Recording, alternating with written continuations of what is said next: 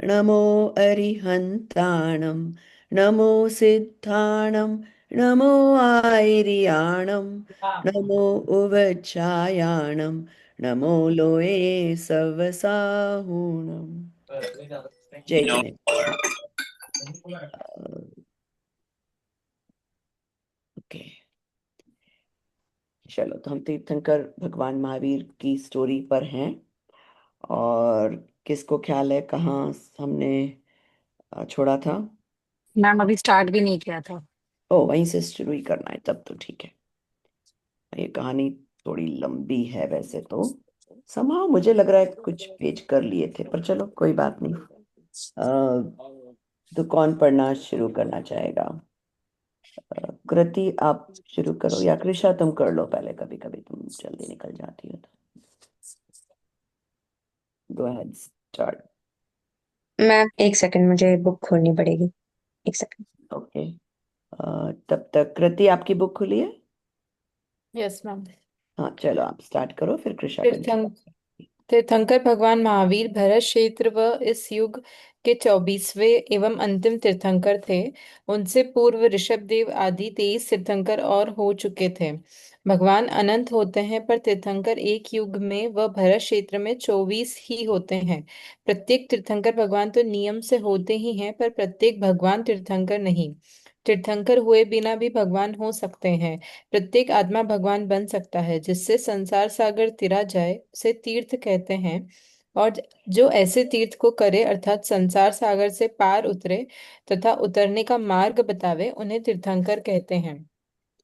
भगवान महावीर द्वारा प्रतिपादित सिद्धांत जितने गूढ़ गंभीर व ग्राह्य हैं, उनका जीवन उतना ही सादा सरल एवं सपाट है। उसमें विविधताओं को कोई स्थान प्राप्त नहीं है। संक्षेप में उनकी जीवन गाथा मात्र इतनी ही है कि वे आरंभ के 30 वर्षों में वैभव और विलास के बीच जल से भिन्न कमलवत रहे। बीच के 12 वर्षों में जंगल में परम मंगल की साधना में एकांत आत्म आराधना रत रहे। और अंतिम 30 वर्षों में प्राणी मात्र के कल्याण के लिए सर्वोदय धर्म तीर्थ का प्रवर्तन प्रचार व प्रसार करते रहे। महावीर का जीवन घटना बहुल नहीं है। घटनाओं में अनेक उनके व्यक्तित्व को खोजना व्यर्थ है। ऐसी कौन सी लौकिक घटना शेष है जो उनके अनंत पूर्व भवों में उनके साथ न घटी हो। महावीर का जन्म वैशाली गणतंत्र के प्रसिद्ध राजनेता लिच्छवी राजा सिद्धार्थ की रानी त्रिशला के उदर से कुंड ग्राम में हुआ था। उनकी मां वैशाली गणतंत्र के अध्यक्ष राजा चेटक की पुत्री थी। वे आज से 2571 पूर्व चैत्र शुक्ल त्रयोदशी के दिन नाथ ज्ञात्र वंशीय क्षत्रिय कुल में जन्मे थे। महावीर का नाम उनके माता पिता ने उनको वृद्धिंगत नित्य होते देखे वर्धमान रखा। उनके जन्म का उत्सव उनके माता पिता व परिजन पुरजनों ने तो बहुत उत्साह से मनाया ही था। साथ ही भावी तीर्थंकर होने से इंद्रों और देवों ने भी आकर महान उत्सव किया था, जिसे जन्म कल्याणक महोत्सव कहते हैं। इंद्र ने उन्हें ऐरावत हाथी पर बैठाकर ठाट बाट से जन्माभिषेक किया था, जिसका विस्तृत वर्णन जैन पुराणों में उपलब्ध है। उनके तीर्थंकरत्व का पता तो उनके गर्भ में आने के पूर्व ही चल गया था। एक दिन रात्रि के पिछले पहर में शांत चित्त निद्रावस्था में प्रिय कारिणी माता त्रिशला ने महान शुभ के सूचक निम्नांकित 16 स्वप्न देखे। महोन्मद गज, ऊंचे कुल वाला शुभ्र बैल, गर्जता सिंह, कमल के सिंहासन पर बैठी लक्ष्मी, दो सुगंधित मालाएं, नक्षत्रों की सभा में बैठा चंद्र, उगता हुआ सूर्य, कमल के पत्तों से ढके दो स्वर्ण कलश, जलाशय में क्रीड़ारत मुनि मीन युगल, स्वच्छ जल से भरपूर जलाशय, गंभीर घोष करता सागर, मणि जड़ित सिंहासन, रत्नों से प्रकाशित देव विमान, धर्मेंद्र का गगनचुंबी विशाल भवन, रत्नों की राशि और निर्धूम अग्नि। प्रातःकालीन क्रियाओं क्रियाओं से निवृत्त होकर माँ त्रिशला ने राजा सिद्धार्थ को जब उक्त स्वप्न प्रसंग सुनाया और उनका फल जानना चाहा, तब निमित्त शास्त्र के वेत्ता राजा सिद्धार्थ पुलकित हो उठे। शुभ स्वप्नों का शुभतम फल उनकी वाणी से पहले उनकी प्रफुल्ल मुखाकृति ने कह दिया। उन्होंने बताया कि तुम्हारे उधर से 3 लोक के हृदयों पर शासन करने वाले धर्म तीर्थ के प्रवर्तक महाभाग्यशाली भावी तीर्थंकर बालक का जन्म होगा। आज तुम्हारी कुक्षी उसी प्रकार धन्य हो गई है जिस प्रकार आदि तीर्थंकर ऋषभदेव आदिनाथ के गर्भभार से मरुदेवी की हुई थी। समग्रतः ये स्वप्न बताते हैं कि तुम्हारा पुत्र पुष्पों के समान कोमल, चंद्रमा शीतल, सूर्य सा प्रतापी, अज्ञान रूप अंधकार का नाशक, गज सा बलिष्ठ, वृषभ सा कर्मठ, सागर सा गंभीर, रत्नों की राशि सा निर्मल एवं निर्धूम अग्नि शिखा सा जाज्वल्यमान होगा। आषाढ़ शुक्ला 6 के दिन बालक वर्धमान माँ के गर्भ में आए। बालक वर्धमान जन्म से ही स्वस्थ, सुंदर एवं आकर्षक व्यक्तित्व के धनी थे। वे दोज के चंद्र की भांति वृद्धिंगत होते हुए अपने वर्धमान नाम को सार्थक करने लगे। उनकी कंचन वर्णी काया अपनी कांति से सबको आकर्षित करती थी। उनके रूप सौंदर्य का पान करने के लिए सुरपति इंद्र ने 1000 नेत्र बनाए थे। वे आत्मज्ञानी, विचारवान, विवेकी और निर्भीक बालक थे। डरना तो उन्होंने सीखा ही नहीं था। वे साहस के पुतले थे, अतः उन्हें बचपन से ही वीर, अतिवीर कहा जाने लगा था। उनके 5 नाम प्रसिद्ध हैं: वीर, अतिवीर, सन्मति, वर्धमान और महावीर। वे प्रत्युत्पन्नमति थे और विपत्तियों में अपना संतुलन नहीं खोते थे। एक दिन अपनी बाल सुलभ क्रीड़ाओं से माता पिता, परिजनों और पुरजनों को आनंद देने वाले बालक वर्धमान अन्य राजकुमारों के साथ क्रीड़ावन में खेल खेल रहे थे। खेल ही खेल में अन्य बालकों के साथ वर्धमान भी एक पेड़ पेड़ पर चढ़ गए।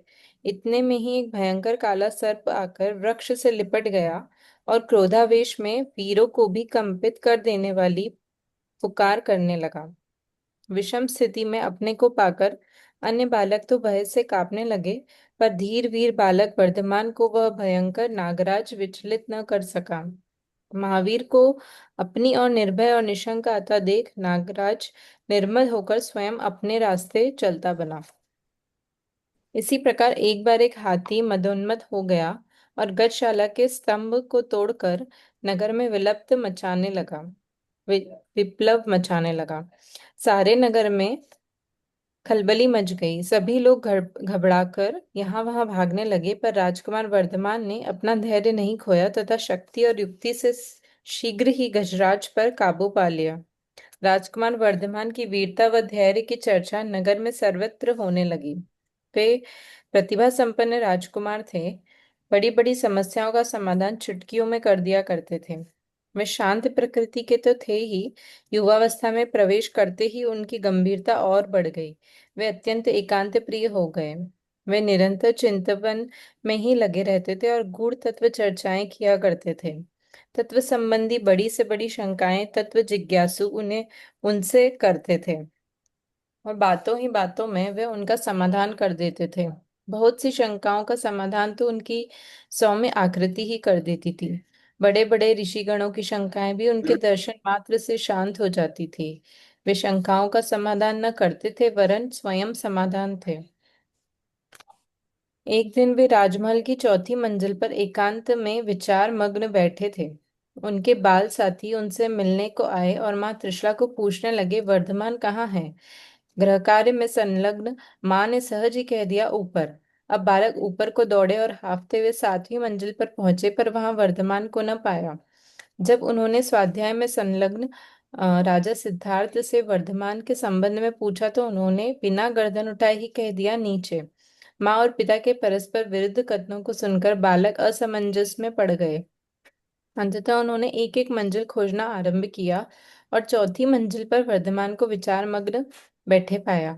सब साथियों ने उल्हाने के स्वर में कहा, तुम यहाँ छिपे छिपे दार्शनिकों की सी मुद्रा में बैठे हो और हमने 7 मंजिलें छान डाली। माँ से क्यों नहीं पूछा? वर्धमान ने सहज प्रश्न किया। साथी बोले, पूछने से ही तो सब कुछ गड़बड़ हुआ। माँ कहती है ऊपर और पिताजी नीचे। कहाँ खोजें, कौन सत्य है? वर्धमान ने कहा, दोनों सत्य हैं। मैं चौथी मंजिल पर होने से माँ की अपेक्षा ऊपर और पिताजी की अपेक्षा नीचे हूँ। क्योंकि माँ पहली मंजिल पर है और पिताजी 7वीं मंजिल पर हैं।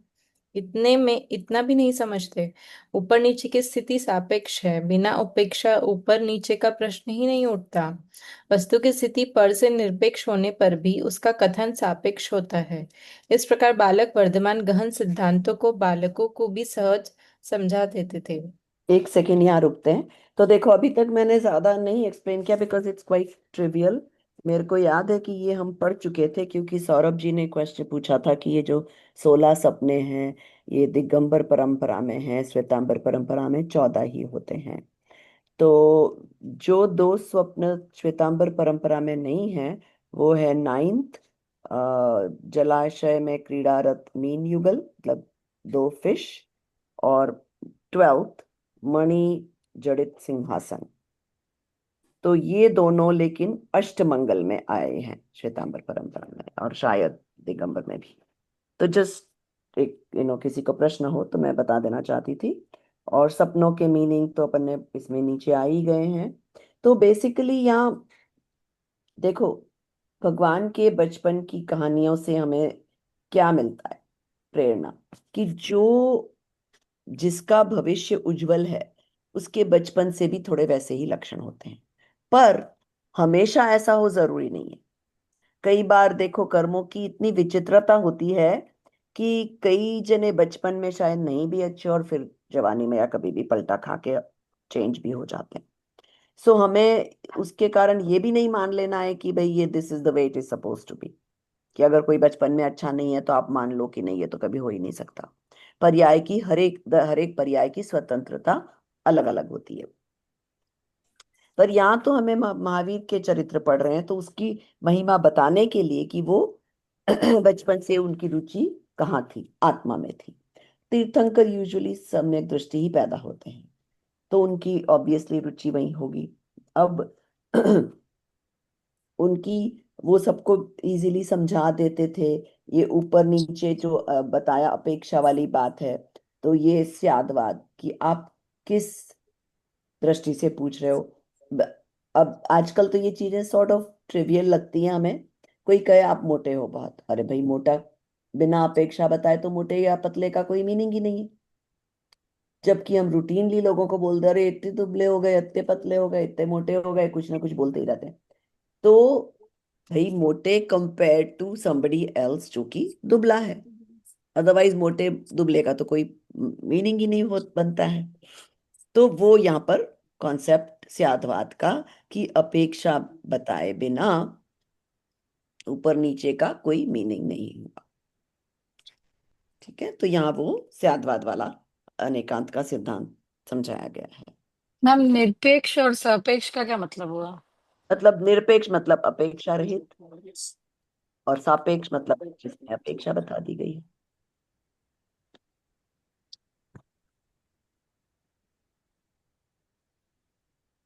सो वस्तु स्थिति तो निरपेक्ष होती है, आत्मा में कोई अपेक्षा नहीं होती। फिर भी ये गुणों को, या जब एक चीज की आप बात करते हो तो अपेक्षा बतानी।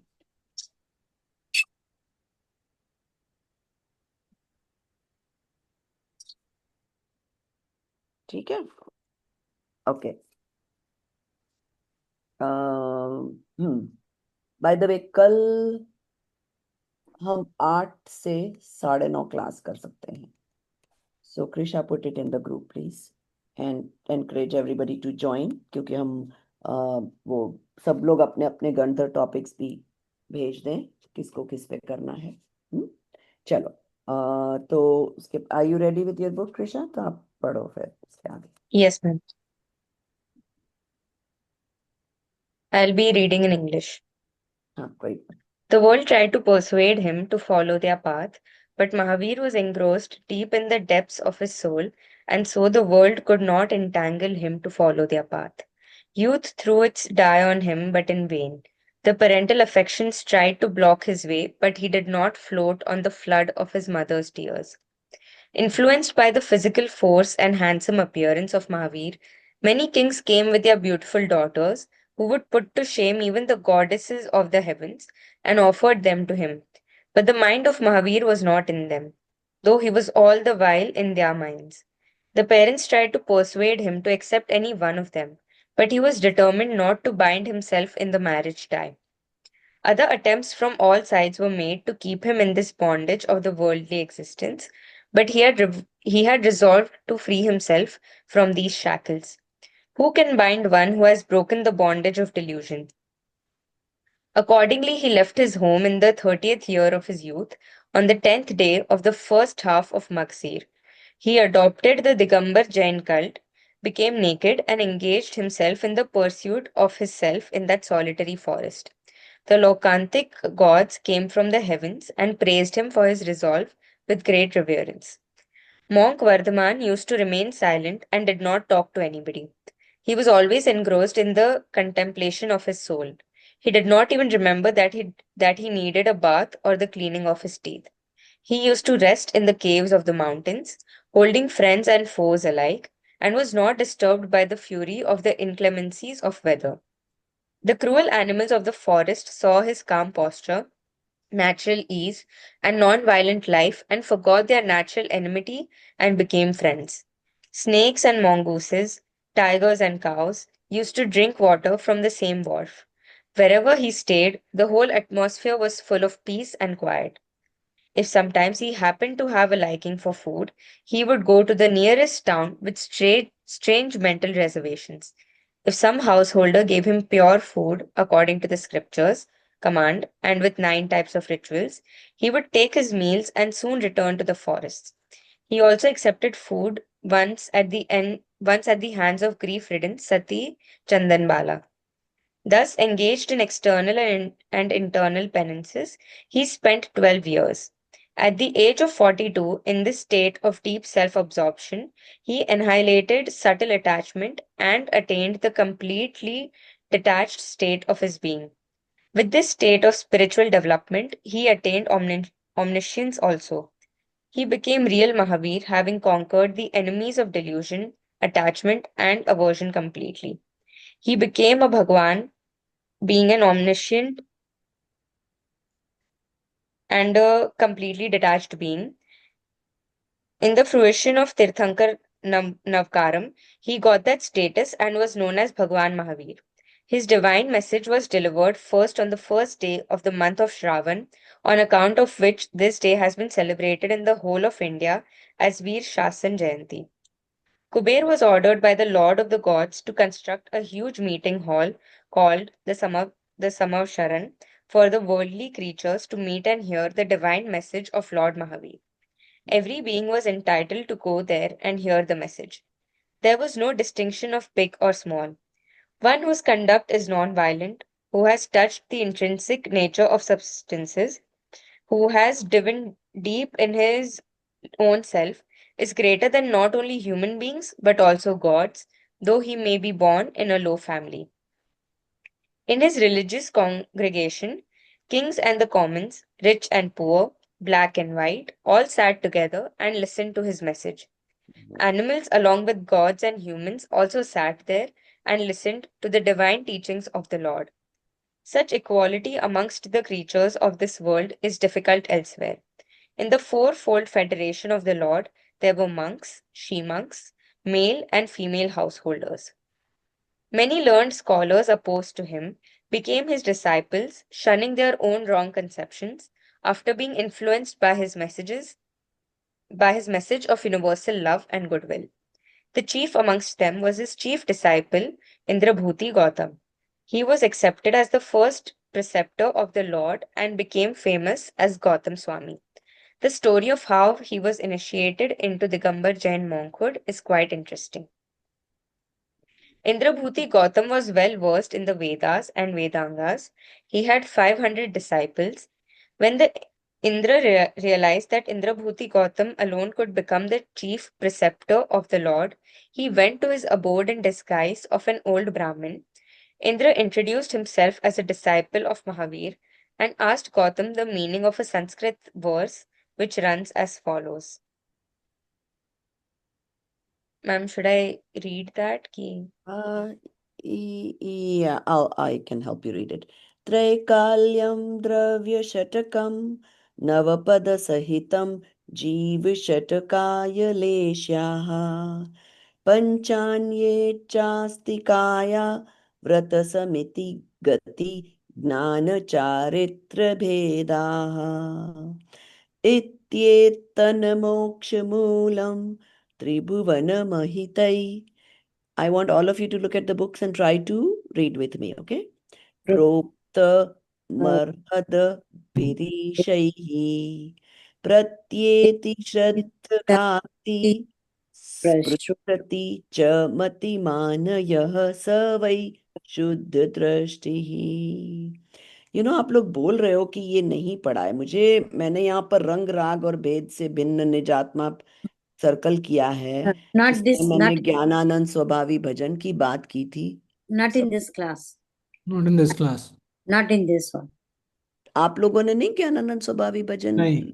नहीं Oh, नहीं, maybe. No, Oh ma'am. my God, I'm so ये confused. पाठ ठीक है, हमने कोई पढ़ा ही नहीं, ये पाठ हम ज्ञानानंद okay. स्वभावी भजन ऐसा कुछ था भजन आपका, पर पूरा ये वाला था। चैप्टर नहीं एक्सप्लेन किया हुआ है। नहीं था. ठीक है, ये चलो कोई बात नहीं. मुझे लगा क्योंकि मैंने यहाँ सर्कल किया है तो यही बात निकली होगी, इसलिए आप लोगों ने, मैंने बताया था भजन और किसी ने फिर लगाया भी था उसका वो है.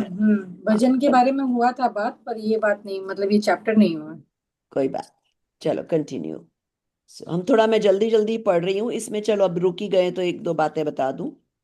तो पहली बात तो क्या बताई कि तीर्थंकर नाम कर्म भगवान अपने 2-3 भव पहले ही बांध लेते हैं, जिसके पुण्योदय में उनकी दिव्य ध्वनि खिलती है. ये आप लोग हाईलाइट कर लो कि उपदेश श्रावण कृष्ण प्रतिपदा के दिन आरंभ हुआ था, तो इसलिए उसको वीर शासन जयंती के नाम से मनाते हैं. तो कुछ मंदिरों में कभी कभी छोटे मोटे कार्यक्रम भी होते हैं. तो अच्छा, अब फिर उनकी दिव्य ध्वनि जब गौतम गंधर, जो कि ऑब्वियसली ब्राह्मण थे, दूसरी परंपरा से आए थे, और फिर भी उनके ये डाउट्स भगवान की वाणी में क्लियर हुए, तो उनको भी विश्वास हो गया और वो उनके पहले गंधर डिसाइपल बने. फिर दूसरा यहाँ बताया कि भगवान हमेशा मौन रहे. तो देखो, उस कारण से थोड़ी मौन की भी अपनी इम्पोर्टेंस है कि हम कितने भी वीडियोस सुन लें, यूट्यूब सुन लें, टीचर को भी सुन लें, आप लोगों को असाइनमेंट्स ये सब क्यों दिए जाते हैं? ताकि आप अपने मौन में उस चीज का थोड़ा आप स्टडी करो. जब आप क्वेश्चंस आंसर या समरीज लिखते हो तो it gives you time to internalise all of this stuff. तो भगवान ने भी 12 साल मौन रखा अपनी मुनि अवस्था में. और खैर इसमें तो लिखा है कि क्योंकि वो मौन में थे, उनको तो स्नान और दंत वगैरह का तो दिमाग में ही नहीं आया, विकल्प ही नहीं आया. पर also it is because of that और not, but that is also the code of मुनि धर्म. ठीक है, चलो चलो आगे. If you are okay to continue तो कंटिन्यू कर लो कृष्ण, अदरवाइज किसी और को बोलते हैं. Indrabhuti became thoughtful. What are these 6 substances, 9 matters, 5 ashtikayas, etc.? He concealed his ignorance in his pride and told Indra that he would like to discuss these with his master, that is Lord Mahavir. He expressed his desire to accompany Indra to the place where the Lord was delivering his sermons. The time was ripe for the reception of real spiritualism in the case of Gautam, and for the Lord to start delivering his long-awaited message of religion. As Indrabhuti Gautam came near the Samavsharan, his rigidity suddenly turned into softness. His pride disappeared at the sight of the Manastambh, a pillar just in front of the Samavsharan, and he approached the Lord with a request for his own initiation into monkhood. By his own ability and the magnanimity of Mahavir, he became the first Gandhar of the Lord. There were 10 other Gandhars whose names were Agnibhuti, Vayubhuti, Aryavyakta, Sudharma, Mandit, Mauryaputra, Akampit, Achal Bhrata, Metarya, and Prabhas. Amongst his householder disciples, Maharaj Shrenik, Bimbisar, the king of Magad, was the chief. He traversed the length and breadth of India continuously for 30 years. Different beings understood his teachings in their own languages. His sermons were called Divya Dhwani. He has upheld the independence of the soul and all other substances. He declared that every soul is independent, none depends upon the other. Self reliance is the way to achieve complete independence. Self reliance is nothing but centralization of one's vision on one's soul, only different from color, attachment, and division. Independence can only be achieved on one's own strength. You can't get infinite bliss and independence in charity or achieve them on others' strength. All souls are separate and independent, not one, but like one, similar, none big or small. He therefore ordained 1. Regard other souls as your own. 2. All souls are equal, but not one. 3. If our efforts are directed towards right direction, every soul can attain godhood.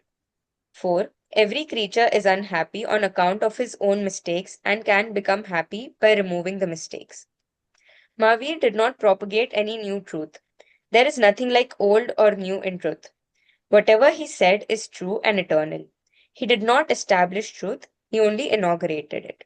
He did not find any new religion. Religion is the nature of substances. The nature of substances cannot be built. How can that which can be built be called nature? It can only be known. Remaining away from the pride of doing and detaching himself from non self entities, one who knows the self and the non self without in any way being influenced by others and in all their perspectives is God. Tirthankar Bhagwan knows and exposes the nature of things, does not create them. He was a Tirthankar. He propounded the Tirth, that is the way to the liberation of the soul. Acharya Samant Bhadra has called his teachings Sarvodaya Tirth, religion that preaches the welfare of all living beings. He asserts, servo सर्वांत किसी और को पढ़ना है जो पढ़ सकते हो Sanskrit? I'll do that. Okay, go ahead. सर्वान्तवत् तद्गुणमूण मुख्य कल्पम तद्गुण मुख्य कल्पम कल्पम सर्वान्त शून्यम च मिथोन्नपरिक्षम सर्वापदान्तं सर्वापदान्मन्त सर्वापदामन्तकरम निरन्तं सर्वोदयं तीर्थम् इदं तवैव. Okay, good. Actually okay, Mayuri ben आपके सामने बुक है तो आप ही पढ़ लीजिए. और कृति, आपको कोई क्वेश्चन है? ओके. हे भगवान महावीर. एक Yes, मिनट, ma'am. कृति आपका हैंड रेज्ड गलती से हो गया है क्या? नहीं नहीं, मैंने रेज किया है, सॉरी. हाँ, एक मिनट मयूरी बेन, उनका क्वेश्चन ये क्वेश्चन है कि जो तीर्थंकर की दिव्य ध्वनि होती है वो तो ऐसा बोलते हैं कि ओमकारमयी होती है, तो बिल्कुल. वो क्या अतिशय होता है कि ये इतना सब कैसे बता दिया उन्होंने? मतलब इतना देखो, सब गंधर को कैसे समझ आ गया? हाँ, आज की तारीख में हम थोड़ा इसको इजीली समझ सकते हैं. और अब जे समझो, आजकल तो एआई का जमाना हो गया है. या गूगल ले लो, अगर किसी ने नहीं यूज किया है तो बता देना. अब गूगल में दुनिया भर का डेटा भरा पड़ा है. अब तो हम चैट जीपीटी यूज कर रहे हैं, जिसमें सारे जैन ग्रंथ समझो भर दिए हमने. तो डेटा तो सारा है. अब जिसको जो मर्जी है पूछ ले, तो जवाब मिलता है ना अपने आप. तो भगवान के पास तो अनंत ज्ञान, मतलब जब उनको तीन लोगों का सारे द्रव्य गुण पर्याय to the minutest details of एक इंद्रिय निगोद, निगोद की भी सारी भूत भविष्य पर्याय, जब इतना नॉलेज उनके पास प्रकट हो जाता है, तो फिर तो उसमें से कोई भी जो क्वेश्चन पूछेगा, ये एक नेचुरल सिस्टम होता है कि जिसने जो पूछा उन दिमाग में आया. ये सब कोई पूछा मतलब कोई फिजिकली वार्तालाप नहीं हो रहा है. पर ये मतलब अभी जो हम गूगल और चैट जीपीटी में जो एक्सपीरियंस करते हैं, उससे भी कुछ स्टेप्स आगे समझ लो कि भाई आपके दिमाग में कोई प्रश्न आया और आपको जवाब मिल गया.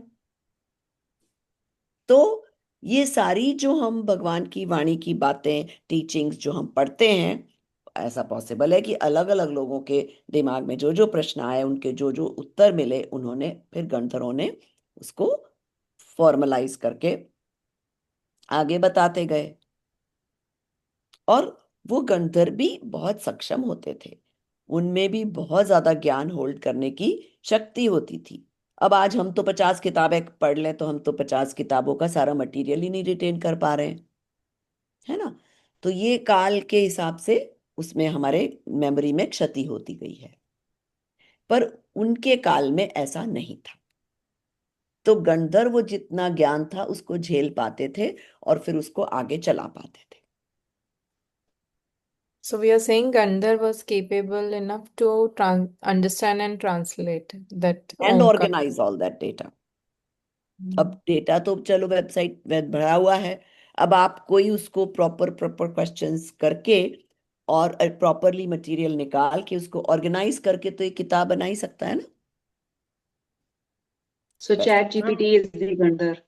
No no no no no no, there is no catch.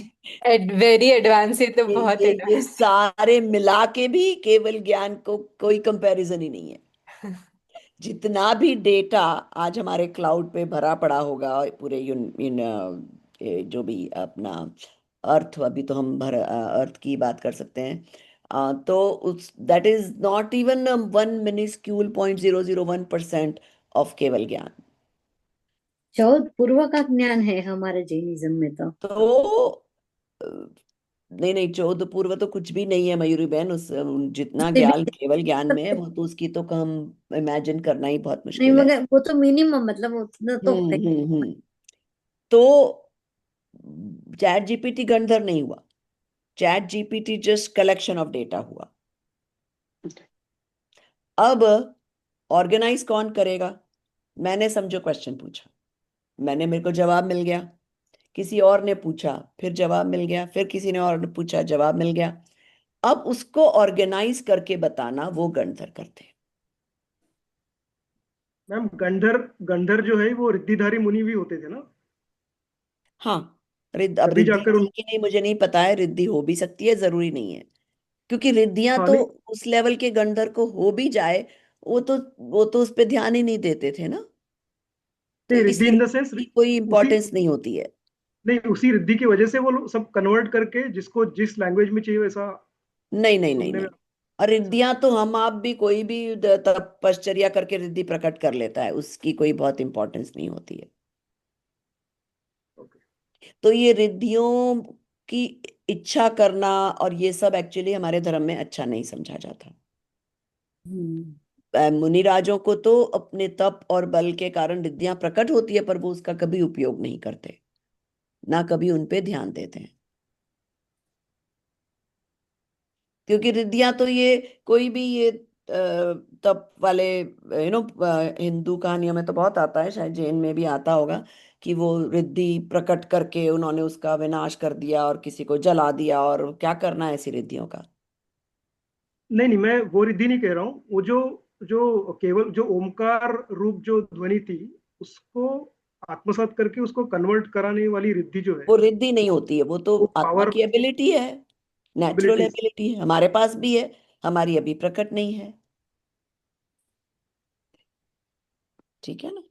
अब उसको कोई रिद्धि कह दे because just to mean that it's a special ability, वो अलग बात है ना। हाँ हाँ जिगीशा, आपका क्या प्रश्न है? मैम यहाँ पे एक सेंटेंस आया था, self reliance is nothing but centralisation of one's vision on one soul only, different from colour attachment and division. This different from colour attachment division का क्या मतलब हुआ? हाँ, तो यहीं पर जो मैंने उसको रंग राग और भेद से भिन्न शुद्ध निज आत्मा पर दृष्टि के, उसको सेल्फ रिलायंस कहते हैं। क्यों? क्योंकि रंग राग और ये सब किस में होता है बताओ मुझे। मैम पुद्गल में पुद्गल। होता है। हम्म। So you are not Pudgal, you are something else, and that is what you need to focus on, and that is called self dependence. आप में खुद में इतनी रिद्धियां, इतनी एबिलिटीज भरी है कि आप उस पर ही दृष्टि कर लो तो वो सारी एबिलिटीज प्रकट होने की पॉसिबिलिटी है। So don't focus on the पुद्गल is all it means. Ma'am Okay. ये तत्व विचार और आत्मानुभूति वाले चैप्टर में भी आया था, तब भी हाँ, तब हमने हमने उस बात की थी, भजन क्या के हो बारे में सकता है। बात करी थी। अच्छा अच्छा, ठीक है। Did that answer your question, जिगीशा? Yes, ma'am. Thank you. Okay, ठीक है। सो अब फिर उसमें हिंदी में मैं पढ़ रही हूँ ताकि अगर कोई क्वेश्चन क्लैरिफाई और हो जाए। अपने बल पर ही स्वतंत्रता प्राप्त की जा सकती है। सी, अमेरिका और सारी दुनिया, ओ माय गॉड, सबको अल्टीमेट इंडिपेंडेंस चाहिए। सबको लगता है इंडिया अमेरिका बहुत बढ़िया है बिकॉज यहाँ तो भाई हर चीज की फ्रीडम है साहब। नहीं, एवरीबडी वांट्स फ्रीडम। तो यहाँ क्या बोल रहे हैं, अल्टीमेट फ्रीडम तो आपके खुद के पास है। What is ultimate freedom? You are your own boss, you are your own destiny maker, everything. So that is the ultimate freedom.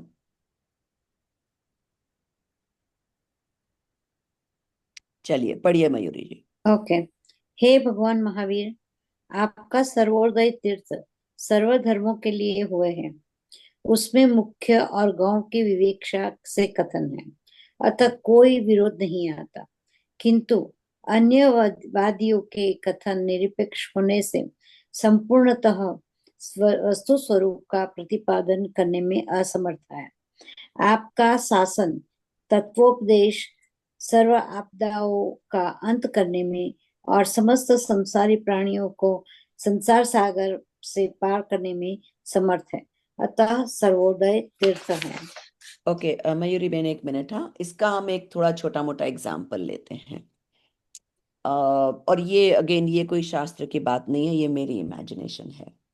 तो यहाँ क्या बताया कि आपकी वाणी में तो सब ज्ञान आया, पर उसको ऑर्गेनाइज करते टाइम, बताते time, you have to focus on one and put the other one in the background. Just like हम जब पिक्चर लेते हैं तो या तो आगे फोकस कर सकते हैं या बैकग्राउंड को फोकस कर सकते हैं। पर तो हम तो अपेक्षा बता के बताते हैं चीज को, भाई इस अपेक्षा से ये ऐसे है। अब हम भी कह सकते हैं हम और भगवान एक हैं, राइट? हमारे भी ग्रंथों में ऐसा बोला जाएगा। But what do we mean there? We हम both have the अपेक्षा ability to बताते हैं कि एबिलिटी की अपेक्षा मैं सिद्ध समान हूं। I also have the ability to become exactly like सिद्ध। अब यही कथन हिंदू बोलेंगे, वो निरपेक्ष बोलेंगे। आप तो क्या बोलते हैं वो लोग, सब एक हैं और समथिंग लाइक दैट। वहां उनका क्या मीनिंग है कि सब कोई भगवान में जाके मिल जाते हैं, like there is a big major soul somewhere, उसी में से वो अंश निकलता है हम लोग और उसी में जाके मिल जाते हैं। महाकांश। अब इट कुड बी कि वहां कोई अपेक्षा नहीं बताई गई, तो people use their own imagination. I am just making it as an example. I am not saying anything against that philosophy or anything, but just एक समझने के लिए हम एक एग्जाम्पल बना रहे हैं। अब फिर उसको और एक्सट्रैपोलेट करके लोग पूरा ही वो बता देते हैं कि भगवान की मर्जी से ही पत्ते हिलते हैं, भगवान की मर्जी से ही सब कुछ होता है। All kinds of things then get extrapolated जब आपकी भाषा में वो क्लैरिटी नहीं हो। तो ऐसा जैन धर्म में भी पॉसिबल है। सो इसलिए जब हम सीखते हैं तो इट्स वेरी इंपॉर्टेंट कि हम अनेकांतवाद, स्यादवाद, अपेक्षाएं, ये सारे प्रिंसिपल्स अच्छे से समझें, न्याय, ताकि हम कभी भी ग्रंथ पढ़ें तो उसको गलत नहीं समझें। तो वहां ये बताया, क्लियर किया कि आपकी वाणी में तो मुख्य गौण की विवक्षा आई, पर कई जगह जहां पर निरपेक्ष कथन होने के कारण पूरा वस्तु स्वरूप वो बताने में असमर्थ हैं, वो फिलॉसफीज जहां अपेक्षा नहीं बताई गई है। तो आपका ही ऐसा है ज्ञान जो कि प्राणियों को संसार सागर से पार करने में समर्थ है, क्योंकि कई बाकी जगहों में तो स्वर्ग ही सबसे बड़ी वो है उपलब्धि। बात ही सिर्फ स्वर्ग तक होती है, अरे आप ये सब करो आपको स्वर्ग मिल जाएगा। मोक्ष की प्रिडोमिनेंटली बातें ही जैनिज्म में ज्यादा होती हैं सब में वर्ड्स, जो भी मोक्ष बैकुंठ जो भी कुछ है तो सही, but it's not as much focused on. Ma'am, is it that there they mean moksha is equal to swarg? Is it used as a No, I similar? don't think so. No. Okay. Mm-mm. One more question. Huh? Nirpeksh, I'm just clarifying my understanding. Nirpeksh means without apeksha, which means without Yes. any perspective. नहीं देखो, I'll explain to you. जैसे go back to the हाथी example. Right. Everybody knows the elephant example, Hmm. right? तो elephant example में blind person जब elephant को explain करेगा, तो because he cannot see, वो निरपेक्ष कथन करेगा। He will, if he touch the body part of the elephant, he will say elephant is like a wall. Hmm. Whereas person who can see will say elephant's back is like a wall, but its trunk is like something else. Its ear is like fan. तो जो निरपेक्ष कथन है, that is not explaining the whole truth. सी जिसको whole truth पता है वो ही अपेक्षा से समझा सकेगा। Only when you are able to see the whole elephant you can talk with अपेक्षा। So, with apeksha, so the English word for apeksha would be perspective or not? No, अपेक्षा would be, हो सकता है। ये कृषा बता देगी book में क्या लिखा है, उस वहाँ इंग्लिश वाली किताब में what word are they using?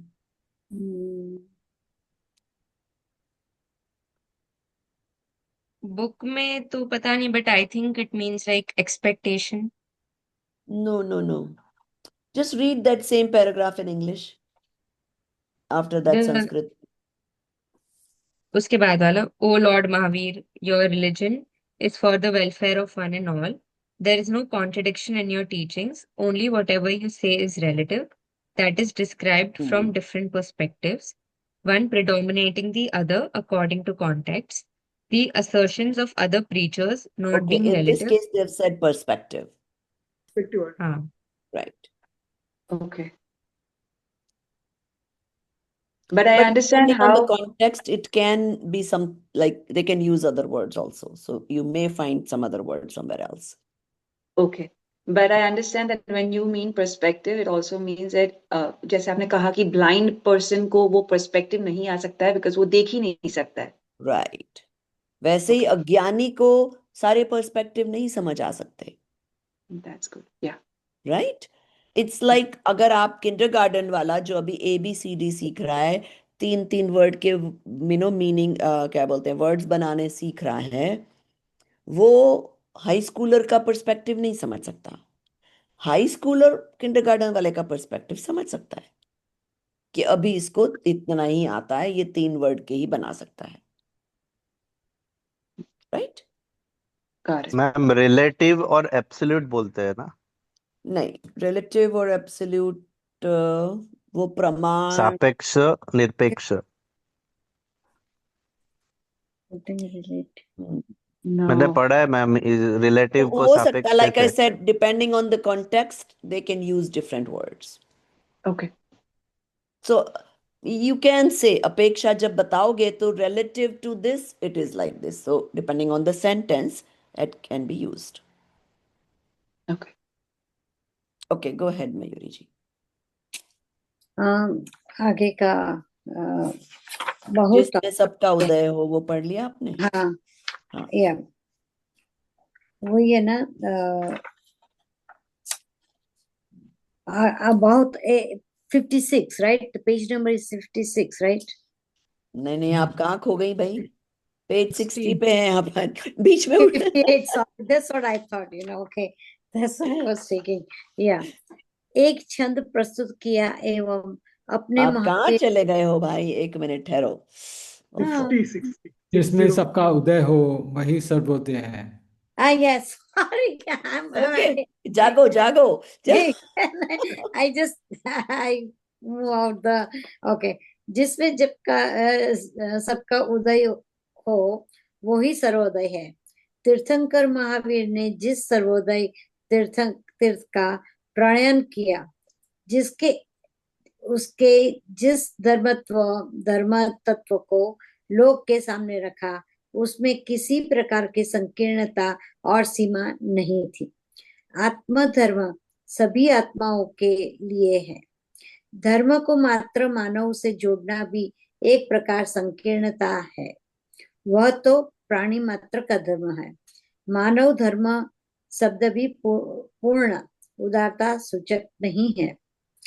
वह धर्म भी धर्म क्षेत्र को मानव समाज तक ही सीमित करता है, जबकि धर्म का संबंध समस्त चेतन जगत से है, क्योंकि सभी प्राणी सुख और शांति से रहना चाहते हैं। तीर्थंकर भगवान महावीर ने प्रत्येक वस्तु की पूर्ण स्वतंत्र सत्ता प्रतिपादित की है और यह भी स्पष्ट किया है कि प्रत्येक वस्तु स्वयं परिणमनशील है। उसके परिणमन में पर पदार्थ का कोई हस्तक्षेप नहीं है। यहाँ तक कि परम पिता परमेश्वर भगवान पर भी उसका सत्ता का कर्ता हर्ता नहीं है। जन जन की ही नहीं अपितु कण कण की स्वतंत्र सत्ता की उद्घोषणा तीर्थंकर महावीर की वाणी में हुई। दूसरों के परिणमन या कार्य में हस्तक्षेप करने की भावना ही मिथ्या, निष्फल और दुख का कारण है, क्योंकि सब जीवों के दुख सुख जीवन मरण का कर्ता दूसरे को मानना अज्ञान है।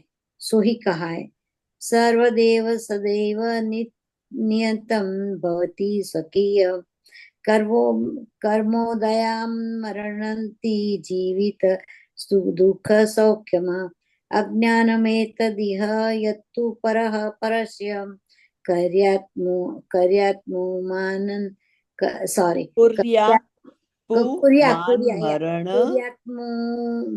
कुर्यात्मान मरण जीवित दुःख सौख्यम।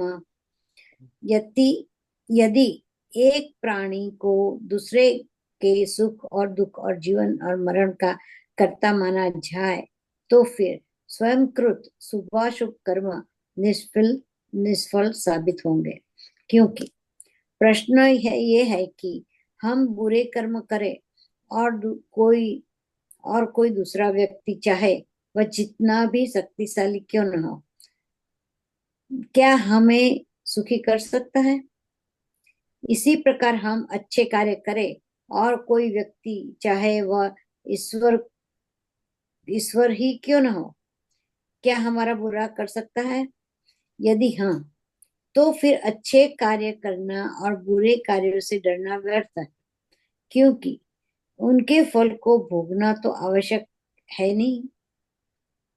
और यदि यह सही है कि हमें अपने अच्छे बुरे कर्मों का फल भोगना ही पड़ेगा, तो फिर हस्तक्षेप की कल्पना निरर्थक है। इसी बात को अमित गति आचार्य ने इस प्रकार व्यक्त किया है, स्वयं कृतं कर्म यदात्मान पुरा फलम द्वितीयं लभते शुभाशुभम परेण दत्तं यदि लभ्यते स्फुटं स्वयं कृतं कर्म निरर्थं तदा निजार्जितं कर्म विहाय दहिनो न कोऽपि कस्यापि ददाति किंचन विचार्यन्ने मनस्य मानसः परो ददातीति विमुच्य शेमुषम्। अंत में 72 एम आई राइट? 72 की आयु में। हाँ, 72 गुजराती में हम 72 बोलते हैं। अंत में 72 वर्ष की आयु में दीपावली के दिन इस युग के अंतिम तीर्थंकर महावीर भगवान ने भौतिक देह को त्याग कर निर्माण निर्वाण प्राप्त किया। उसी दिन के हम प्रथम शिष्य इंद्रभूति गौतम को पूर्ण केवल ज्ञान की प्राप्ति हुई। जैन मान्यतानुसार मान्यतानुसार दीपावली महापर्व महावीर भगवान के निर्वाण एवं उनके मुख्य शिष्य गौतम को पूर्ण ज्ञान की प्राप्ति के लिए उपलक्ष्य में ही मनाया जाता है। इस प्रकार हम देखते हैं कि भगवान महावीर का जीवन आत्मा से परमात्मा बनने के क्रमिक विकास की कहानी है।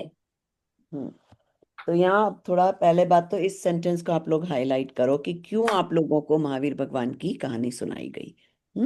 क्योंकि ये आत्मा से परमात्मा बनने की क्रमिक विकास की कहानी है। हालांकि इसमें मरीचि का भव और वो सब नहीं लिया, पर हम जानते हैं कि वो भी किसी टाइम में ऑफ कोर्स इम्परफेक्ट जीव थे।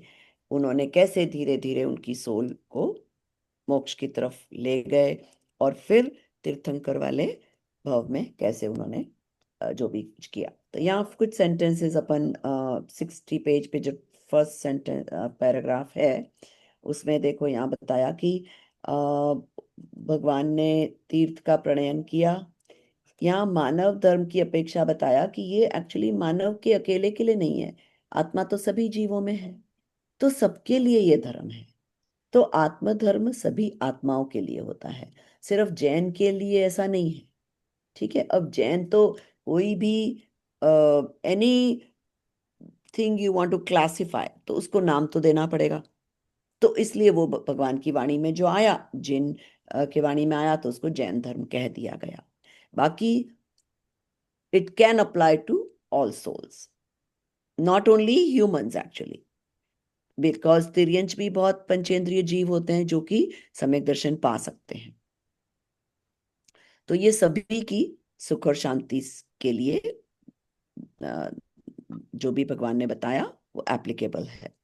और उसके नेक्स्ट पैराग्राफ में वस्तु स्वातंत्र्य का प्रिंसिपल समझाया गया है। वस्तु की पूर्ण स्वतंत्रता सत्ता का प्रतिपादित किया है कि nothing is dependent on others. कोई भी आपके सुख दुख में इंटरफियर नहीं कर सकता। ये भगवान भी उसका करता हरता नहीं है। और ये हालांकि अभी चाहे आप इतना डिटेल में नहीं भी समझ पाओ, बट यू शुड अंडरलाइन, जन जन की ही नहीं अपितु कण कण की स्वतंत्र सत्ता की उद्घोषणा तीर्थंकर महावीर की वाणी में हुई। That every पर्याय is independent, every जीव is independent, and कोई भी दूसरे का परिणमन नहीं करवा सकता।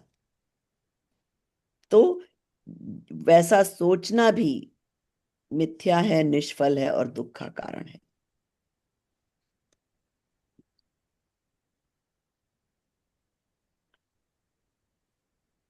तो जब हम किसी को भी अपने दुख सुख जीवन मरण का कर्ता समझेंगे तो वो मिथ्यात्व है और अज्ञान है।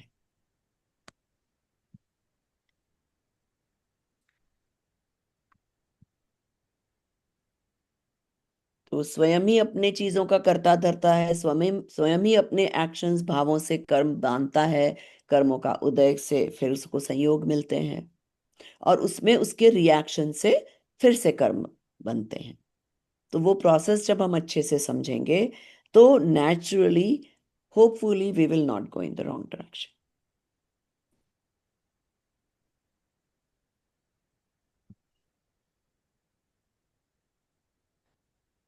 चलो, और किसी को कोई क्वेश्चन है इसमें? Ma'am I want to share something. हाँ बोलिए। अभी रिसेंटली मैंने जो 2 क्लास मिस किया था ना, I had gone to गोलाकोट Madhya Pradesh, जहाँ है ना 3000 ईयर ओल्ड मतलब वो मंदिर है, जहाँ पर उस वक्त पे महावीर भगवान नहीं थे। वो चतुर्थ काल का मंदिर है। अभी जैसे पंचम काल चल रहा है ना, वो चतुर्थ काल के समय का बना हुआ मंदिर है। तो वहां मूर्ति कौन से भगवान की थी? ऋषभनाथ की है वैसे तो, पर बाकी 23 तीर्थंकर की उसमें फोटो है, 24वें तीर्थंकर की जगह खाली है उसमें। अच्छा, वेरी इंटरेस्टिंग। हाँ, इवन इट वाज समथिंग कि अमेजिंग, ऐसा कुछ देखने को मिला। बहुत है, बहुत पुराना, समथिंग बहुत जूना है।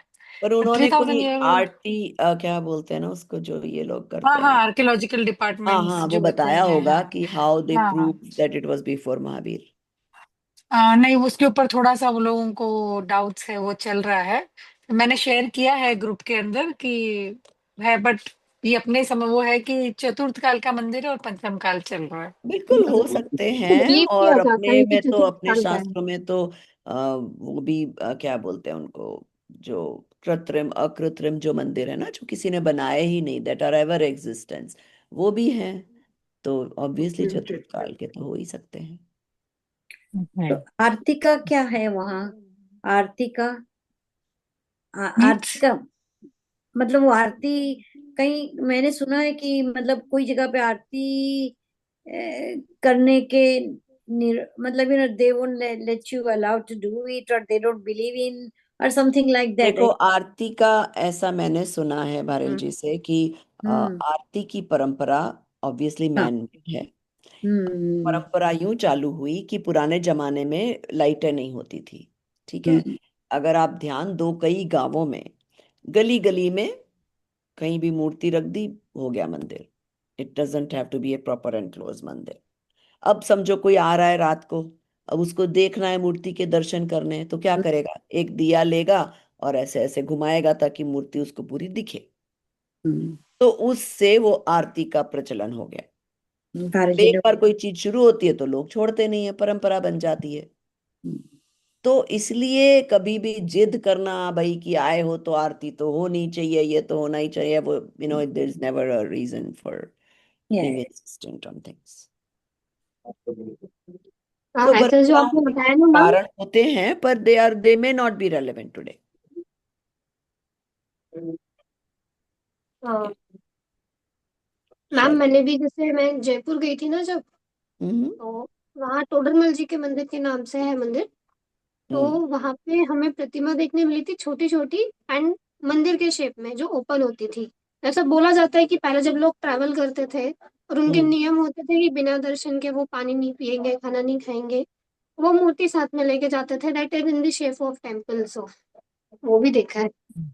मूर्ति इन शेप ऑफ टेम्पल नहीं समझ आया हाँ, बात।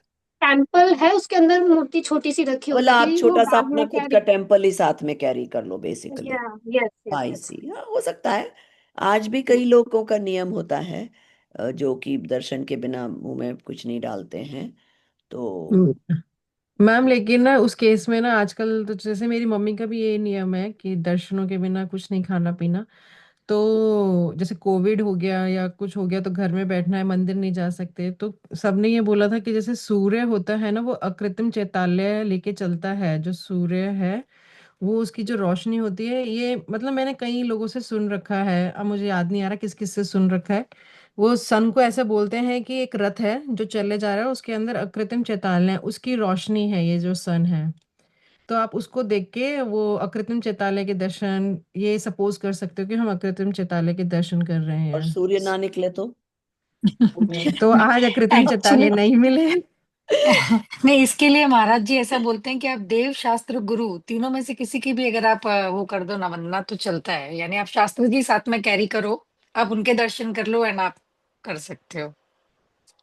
मुझे भी ये देखो, लगता ये है जो भावना जिनवाणी की है। बात है। देखो, जो हाँ। लोग व्रत नियम लेते हैं, पहली बात तो व्रत नियम थोड़े सोच समझ के लेने चाहिए।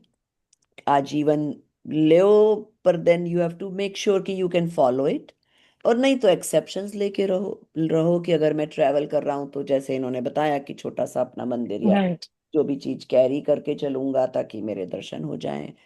तो वेरी सिंपल, मतलब मैम भावना अब ये होती है कि कम से कम आप देखो, दर्शन तो आप आंख बंद करके भी भगवान के दर्शन कर सकते हाँ।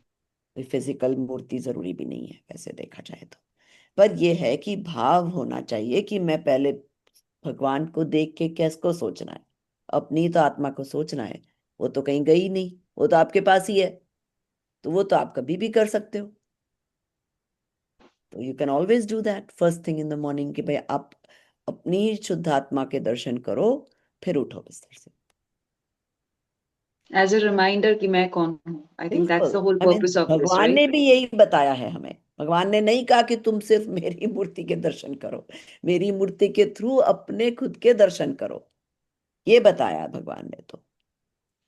I ma'am think kind nowadays of ये पूरा the reason for taking this kind of a नियम probably would be कि भाई before I get into my daily जंजाल of what your other activities, just a reminder कि मैं कौन हूँ and what is my purpose in this life. I think that's बिल्कुल। आपके if we परिणाम just शांत होते हैं, आपको रियलाइज होता है कि नथिंग एल्स बट माय आत्मा is important in this world. ताकि जब आप वर्ल्ड में जाओ कमाने के लिए, कभी लॉस हो गया कभी गेन हो गया, तो आप बहुत डिस्टर्ब नहीं हो। एक और बात आई इसमें मान स्तंभ की, ठीक है, कि गौतम गंधर को मान स्तंभ देख करके उनका जो इतना अभिमान था कि उनको बहुत नॉलेज है, वो खंडित हो गया। अब उनका तो खंडित हो गया। हमने कितने मंदिरों के दर्शन किए जो कि जिसमें सब जगह मान स्तंभ होता है, हमारा कितना मान खंडित हुआ। हम्म। तो वो किसका खंडित होता है? जो इसके बारे में विचार करता है। जब भी आप मंदिर के दर्शन जाओ, मान स्तंभ के सामने खड़े होकर विचार करो कि हर क्या मंदिर में हमने होता है। अभिमान किया है अपने ज्ञान, पैसे, सौंदर्य, किसी चीज का हमने। आई थिंक उसकी बात की है ना, पांच क्या ये मान वाली चीजों की, हमारे 10 लक्षण धर्म के टाइम की ही होगी जरूर, है ना? तो वहां विचारने से मान का खंडन होता है, फिर वो पत्थर का मान स्तंभ देखने से नहीं।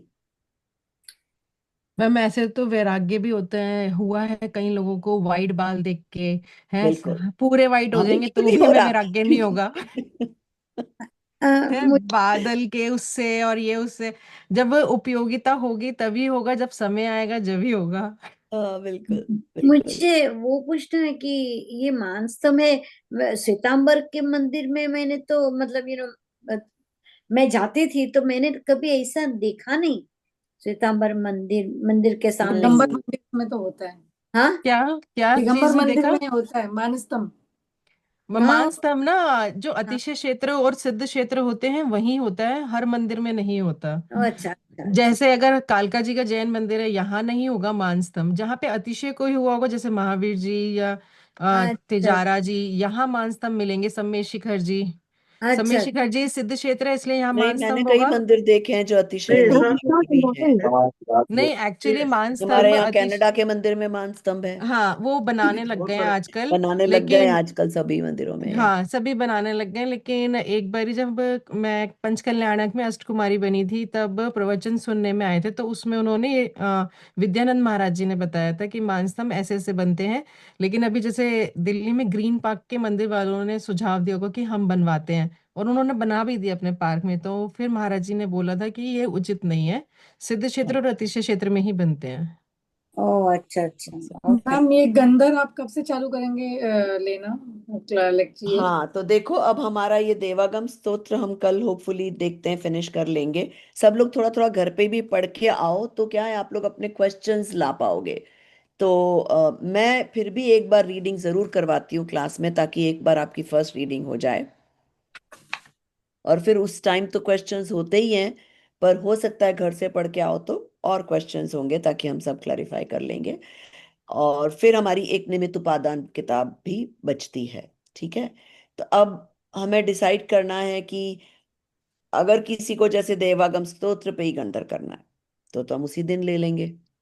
और नहीं तो फिर हमें सेपरेटली एक दो क्लासेस रखनी पड़ेगी जहाँ सब आफ्टर लोग। निमित उपादान अपन ने हाँ एक दो वैसे लेक्चर करेंगे, जैसे लास्ट टाइम किया था वैसे। फाइन। ठीक है ओके। ना? या तो और सबको मैंने कृषा ने डाली दी है डेट्स। अभी 2 वीक हैं आपके पास, पर अब अगर नहीं डेट के पहले होंगे अपलोड असाइनमेंट्स, तो पॉइंट्स कटेंगे। आपको बहुत ज्यादा टाइम मिल गया इस बार तो मूडल के चक्कर में। वेल, कईयों के तो ऑफ कोर्स ऑनेस्टली तैयार थे असाइनमेंट्स, तो सिर्फ अपलोड ही बाकी है। पर बाकी जिसने नहीं किए हैं, 15 दिसंबर के पहले पहले पहले 3 कर लो, LCPA और 2 summaries, and then next 2 weeks में आपको दो ये समरीज मतलब दो समरीज कृषा तो या चार जन आप चीजें डाल दो एक बार फिर से। तो चार असाइनमेंट वन चीजें, एक कौन सी बुक LCPA है? है असाइनमेंट और वन इज 10 लक्षण धर्म की किताब, और देन इज तत्व ज्ञान एंड अहिंसा, अहिंसा। देन इज तत्व ज्ञान वो एंड निमित्त। लास्ट टाइम नहीं हो गई? नहीं, नहीं, ओके ओके। असाइनमेंट क्या है मयूरी जी? आपको समरी लिखनी है। ओके ओके, तो वो तो मेरा बाकी होगा। था मैंने लिखा है शायद मगर मैं अपलोड नहीं किया। तो आप नहीं। सब वो लेके अपना पीडीएफ अगर आप जो भी करके रख लो, जब बहुत टाइम नहीं लगाना। Okay, hmm. Thank you thank you. और अगर आपको कोई हेल्प करे तो उसको पहले से बता देना, ताकि एंड टाइम पे वो भी बेचारे अपने भी काम कर रहे होंगे, उस टाइम आप बोलोगे कि हेल्प कर। लास्ट टाइम तो मुझे पता नहीं था कि ये सब अब लिखना पता होता है ना, है। तो मतलब अब कर अभी इस लेना। टाइम में, पहले तो ऐसा था कि only the whatever the question comes then I have to just answer that. मुझे ये समरी समरी लिखना है वो पता ही नहीं था। वो तो अच्छा हुआ कि अभी तो पता। एक पहले टाइम सेमेस्टर में आपने सब कुछ कर लिया, अब ना, वही सेम चीज है, सिर्फ किताबें बदल रही है। I know now, you I know. Know the system now. या या ओके, वेरी नाइस। सहजानंदी शुद्ध स्वरूपी अविनाशी हूँ आत्म स्वरूप। सहजानंदी शुद्ध स्वरूपी अविनाशी हूँ आत्म स्वरूप। सहजानंदी शुद्ध स्वरूपी अविनाशी हूँ आत्म स्वरूप। निज निधि निज में बताई यह अनंत उपकार है। इसके लिए जिन वाणी माँ को वंदना शत बार है, वंदना शत बार मैम है। टुमारो एट 8 o'clock ना? हाँ, और श्वेता जी आप वो डाल दीजिएगा ताकि बाकी लोगों को भी पता चल जाए, and they can respond Shweta what left the class. Right. तो hopefully will get better attendance. तो एंड वो गंधर वगैरह भी मैसेजेस, कृषा कुछ लोगों ने शायद, मेरे दूसरे क्लास में तो फटाफट लोग लिख देते हैं अपने अपने टॉपिक्स, तो आप लोग भी प्लीज लिख दो जल्दी से। Okay ma'am. ओके। सीजनिंग। और फिर अगर क्योंकि लिखोगे देन यू नो कि आपको क्या प्रिपेयर भी करना है। तो अब जिसने भी क्लासेस मिस की हैं या जो भी थोड़े स्लो डाउन हो गए थे बीच में, अब थोड़ा कमर कस के नेक्स्ट 2-4 हफ्ते अच्छे से कर लो। अ, जो क्लासेस मिस हुई हैं पहले किताब पढ़ लो, फिर भी क्वेश्चंस हैं तो रिकॉर्डिंग्स देख लो। Still if you have questions give me a call, है ना? चलो, ओके। Thank you, ma'am. नेंद्र। Thank you.